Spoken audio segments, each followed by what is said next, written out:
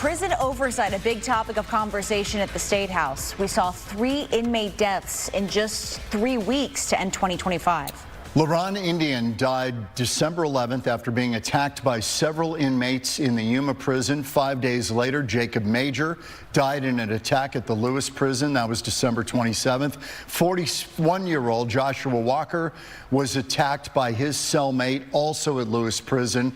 All 3 deaths ruled homicide. Now, with the 2026 legislative session right around the corner, criminal justice reform is one of the areas many are hoping gets some more funding from the state. Fox 10's Nicole Christine joins us live from the State House tonight with more.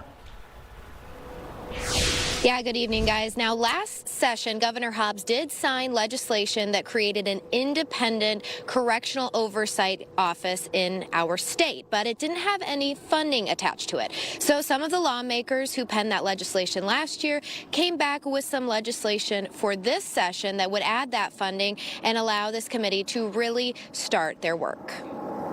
That's not acceptable. In December, officials say 3 inmates within the Arizona Department of Corrections system were killed at the hands of other inmates.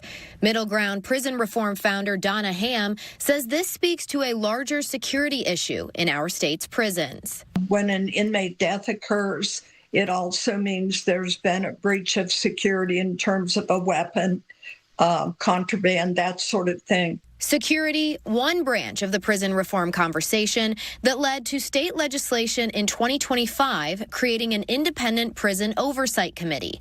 Representative Walt Blackman, one of the lawmakers behind the legislation. It's a systemic problem, and with that systemic problem, we want to have an outside pair of eyes look at it and give it a good overview. Blackman hoped $1.5 million would be put toward funding the committee, but that part of the bill did not end up in the final version.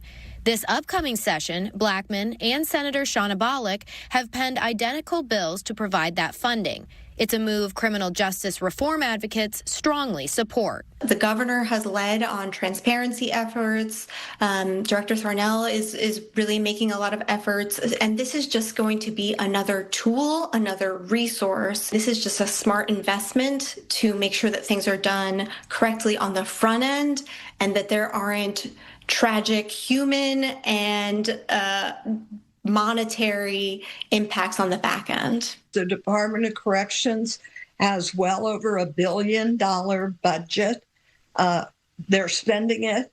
It's our tax dollars, and we need the transparency to know how and where it's being spent. Representative Blackman saying he will be keeping a close eye on the executive budget this session. Since I'm on appropriations, if I don't see it, then I'll ask those hard questions of why the 1.5 is not at least in the discussion.